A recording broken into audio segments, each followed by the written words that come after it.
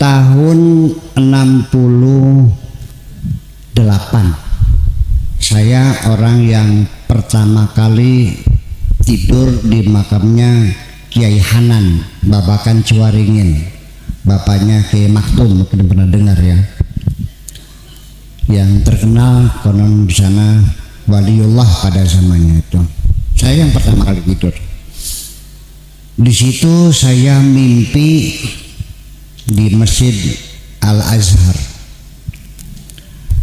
Di masjid itu ada orang sedang halakoh, ada pengajian. Orangnya tinggi-tinggi, ngajinya berdiri sehingga kelihatan. Akhirnya saya pengen tahu siapa ya kiainya ini. Akhirnya saya cari tiang, saya manjat tiang, nangkring di Risplang di situ. Nah, itu ceritanya. Tahun 74 saya ke Kairo, menginap di rumahnya ke Masyuri Syahid yang sampai Cirebon. Dia sudah lama di sana, 16 tahun di sana. Akan ke Libya, tetapi karena ada clash perang dengan Libya dengan Mesir, jadi perbatasan ditutup, saya nggak bisa keluar sampai 1 bulan, sampai masuk bulan puasa. Saya diajak sholat tarawih di Masjid Al Azhar. Begitu saya masuk, saya terkejut. Ini masjid pernah saya lihat. Saya lama merenung, oh saya lihat dalam mimpi. Dan saya naik tiang, saya cari tiangnya. Mana tiang saya panjat? Ketemu tiangnya, ini tiangnya saya naikin. Itu satu. Dan seringkali saya datang suatu tempat, saya tidak bingung, ini saya pernah kesini, ya kan gitu. Yang pasti di Muara Angke itu saya dengan anak saya mancing di Muara Angke, bulan puasa juga, kepengen kencing, cari musola. Kayak di musola itu ada drum air dicat biru di depan itu. Betul ada. Saya lihat dalam mimpi. Nah ini kan artinya, makanya di sini salah satu seorang peletak batu pertama psikologi analisis, yaitu Sigmund Freud bersama Alfred Adler membuat satu madrasah ilmu nafs tahlili, psikologi analisis, gabung dua. Salah satu karyanya yaitu The Dream Explanation, takbir mimpinya Sigmund Freud. Jadi menurut beliau, jasad sama ruh ini selalu sejajar. Nah, ketika jasad kita dan roh kita ini sejajar, maka mimpi-mimpi kita ini selalu mimpi yang baru atau yang baru terjadi. Paginya kita menyatakan cinta kepada cewek, ditolak cintanya, sakit hati kan? Nah malamnya mimpi cinta kita diterima. Gitu. Itu Allah sangat kasih sayang sama kita, supaya kita jangan stres, dikasih mimpi plong dikit lagi tuh, bahkan bisa menciumnya lagi. Kayak gitu, seger kan? Gitu. Nah, tetapi kadang-kadang ini jasad kita ke depan, roh kita ke belakang. Yang kita impikan adalah pada masa kanak-kanak kita. Waktu saya mencuri buah mangga sama orang, akhirnya saya dikejar-kejar, dilemparin potongan batu bata itu, ya. Ingat gue. Nah, kadang-kadang rohnya lebih mendahului jasad kita. Disitulah kita melihat sesuatu yang jasad kita belum pernah melihatnya. Itu seperti itu. Nah, kemudian mimpi sendiri juga bisa berupa sinyal-sinyal dan ada dua, termasuk ru'yah juga, itu seperempat wahyu juga sebetulnya. Nah, jadi para nabi juga banyak yang wahyunya berdasarkan mimpi juga. Tetapi mimpi itu sendiri itu biasanya yang bermakna itu adalah mimpi yang waktu kita tidurnya di malam hari dan terjadinya itu setelah jam 12 malam. Kemudian yang ketiga yaitu mimpi itu lama menempel dalam ingatan kita. Itu yang ada maknanya, dan biasanya itu hanya sinyal-sinyal. Saya mimpi di masjid Mbah Kusangkan di Cirebon di sana, di Talun di sana. Mimpinya itu saya dikasih peci oleh Sunan Gunung Jati, dikasih peci. Cuman pecinya itu peci saten yang dulu bisa dilipat-lipat tuh, dikantongin tuh dulu tuh, masih enggak. Peci saten tuh, saten itu udah lusuh, udah dapatnya sudah busuk lah, udah jelek, bekas gitu, bekas. Saya bilang ngapain tapi jelek itu? Enggak, kalau yang baru boleh ada, ya udah deh gitu. Saya dalam keadaan tidur tidak, melek juga tidak. Tapi jam 1:30 saya melihat jam 1:30. Kemit yang ngobrol di samping saya terdengar, dan saya duduk di pintu masjid itu sendiri. Dan itu saya Syarif datang sambil dengan beberapa menteri agama datang, akhirnya kasih topi yang baru. Akhirnya saya tanggap memang enggak karena sih, tapi saya terbangun di Allah.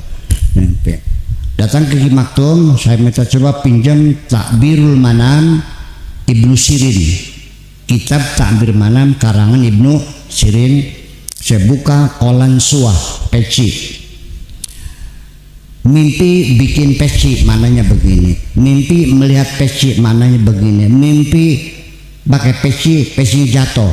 Mimpi ada orang menaruh peci. Mimpi ada orang kehilangan peci. Mimpi sampai akhirnya dapat peci baru dan dapat peci lama.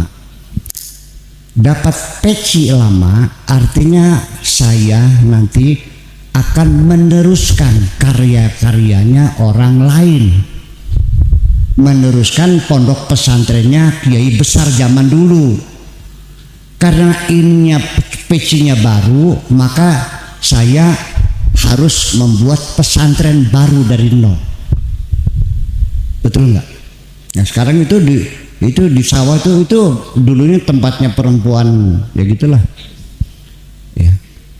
Baru dari tata ruka awal, karena dulu saya menolak peci yang lama. Itu maknanya ada artinya semuanya. Nah itu antara roh dan jasad. Yang penting roh selalu ada dengan jasad, sekalipun dia tidur ataupun terjaga, tetap statusnya masih hidup statusnya.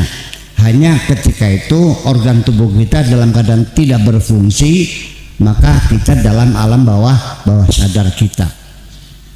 Nah roh itu sendiri, banyak orang belajar roh. Boleh enggak? Boleh. Allah tidak melarang. Allah hanya mengatakan yas'alunaka 'anir ruh qulir ruhu min amri rabbi. Mereka bertanya kepadamu tentang roh, katakan roh itu urusan Tuhanmu. Ini bukan berarti dilarang, tetapi di penghujungnya kita tidak akan bisa mengambil kesimpulan terakhir hakikat roh itu apa. Di Moskow dulu, di Rusia, ada eksperimen orang lagi nazar, dimasukkan ke dalam peti kaca yang tebalnya itu 3 cm lah kacanya ini. Lagi nazar, masukkan, ditutup rapat, meledak kaca itu. Ya, berarti ada sesuatu yang keluar begitu. Jadi artinya bahwa roh itu sendiri, yang dimaksud roh itu di dalam tubuh kita ini ada roh kebinatangan dan ada roh kemanusiaan. Ceritanya adalah Gus Dur, teman saya tuh datang ke Tunis dan saya mengantarkan beliau dengan seorang mufti yang ada di Tunisia. Di Tunis itu negara Islam yang memperbolehkan aborsi. Aborsi itu boleh asal syaratnya belum 4 bulan, ya. Dan umurnya perempuan sudah di atas 40. Kalau belum 40 nggak boleh diaborsi, dimandulkan nggak boleh. Nah, untuk menjaga yang penting jangan sampai 4 bulan. Gus Dur bertanya, Alasannya apa aborsi itu boleh? Kan sudah dibanding ke sana. Bukankah wala taqtulu auladakum khasyatal imlak, ada lagi wala taqtulu auladakum lil imlak, nahnu narzuqukum wa iyyahum dan sebagainya. Itu berarti kita menghilangkan nyawa.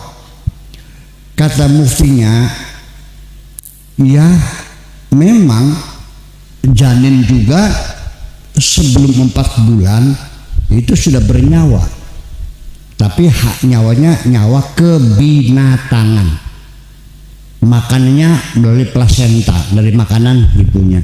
Dia berkembang, dia tumbuh, tapi nyawanya jadi ruh hayawaniyah, ruh kebinatangan. Nah, kapan mulai roh manusia turun dimasukkan? Yaitu ketika bentuk janin sudah sempurna, sudah ada gambar tangannya, kakinya, matanya, hidung sudah sempurna.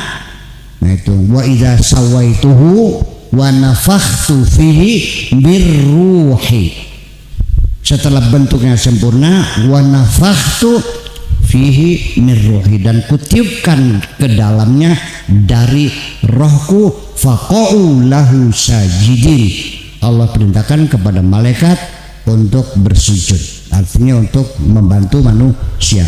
Baru roh manusia itu setelah ditiupkan, yaitu ketika sudah 4 bulan. Nah, roh ini sampai sekarang tetap menjadi rahasia Allah. Yang jelas beginilah, sementara ini kita merasanya bisa. Saya ingin minum susu, ini kopi, ini susu. Hati saya mengatakan ingin minum susu. Lalu hati saya kirim sinyal ke otak saya meregulasi, memerintahkan tangan saya untuk menjulur. Lalu disuruh ngangkat, lalu disuruh dekatkan ke mulut, lalu bibir saya pun terbuka, lalu menghisap. Setelah itu taruh lagi. HP, pengen telepon Pak Rahmat, nomornya dicari.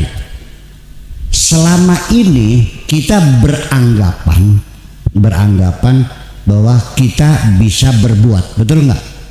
Kita bisa ngangkat HP, saya bisa ngelempar HP, saya bisa minum, saya bisa duduk, semuanya bisa.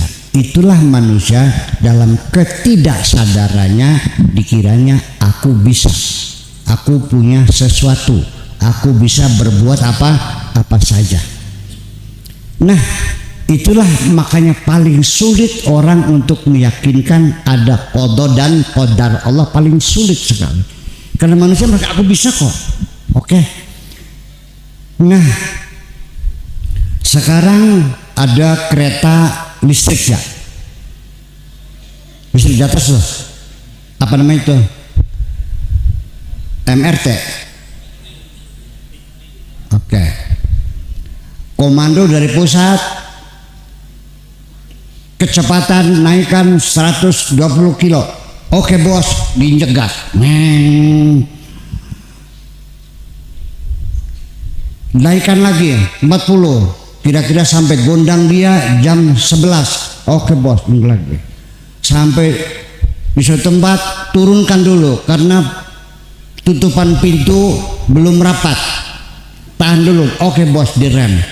Selama ini masinis itu beranggapan bisa mempercepat, bisa memperlambat kereta, betul nggak? Suatu ketika listriknya mati, sok diinjak, lari nggak? Kenapa? Karena nggak ada arus.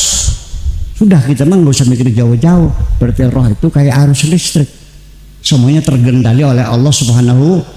Saya kira begitu aja dah. Setuju nggak kira-kira?